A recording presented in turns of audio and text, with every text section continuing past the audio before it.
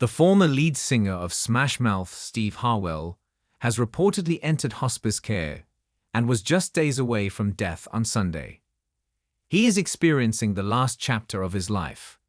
This after battling medical complications for years, and his family is saying their goodbyes. A manager for the Smash Mouth lead singer tells us Steve has been struggling with alcohol abuse throughout his life, and now he's reached the final stage of liver failure, for which he'd, up until recently, been receiving treatment at a hospital. In hospital, where his friends and loved ones have gathered over the past 3 days. Steve's manager says he likely has only a week or so to live. This news comes almost 2 years after a troubling incident involving Steve, where he appeared incredibly disoriented during a live performance, slurring his words and yelling at the audience. It was concerning at the time, and shortly thereafter, he said he was retiring.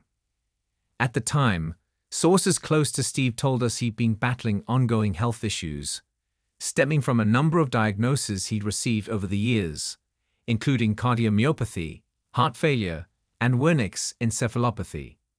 His substance abuse was also mentioned to us back then, which we were told had contributed to his declining state. It's an incredibly sad development for fans of his, and for music lovers everywhere.